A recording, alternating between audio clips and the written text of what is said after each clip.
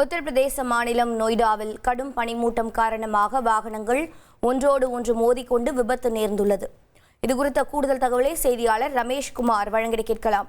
ரமேஷ்குமார், வணக்கம். தற்போது இந்த விபத்தில் சேத விவரங்கள் என்ன? யாருக்கெல்லாம் காயம் ஏற்பட்டிருக்கிறது? என்ன நடவடிக்கை மேற்கொள்ளப்பட்டிருக்கிறது நிர்வாகம் சார்பில்?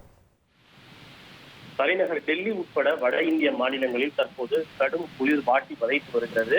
பொதுவாகவே டிசம்பர் மற்றும் ஜனவரி மாதங்களில் குளிரோடு சேர்த்து பனி மூட்டமும் மிக அதிகமாக இருக்கும். அதாவது காலை 11 மணி வரை சூரிய உதயத்தையே பார்க்க முடியாது. அந்த அளவுக்கு பனிமூட்டம் என்பது மிக அதிகமாக காணப்படும். குறிப்பாக நெடுஞ்சாலை உள்ளிட்ட திறந்தவெளி பகுதிகளில் இந்த பனிமூட்டம் அதிகமாக இருப்பதன் காரணமாக எதிரே வரக்கூடிய வாகனங்களை பார்க்க முடியாத ஒரு சூழ்நிலை ஏற்படும். அந்த வகையில் உத்தரப்பிரதேச மாநிலம் நொய்டாவை அடுத்த பெரிபரல் எக்ஸ்பிரஸ் வே விரைவு வழி சாலையில் சென்று கொண்டிருந்த பல வாகனங்கள் கடும் பனி புகை மூட்டம் காரணமாக ஒன்றோடு ஒன்று மோதி விபத்துக்குள்ளாகி இருக்கிறது.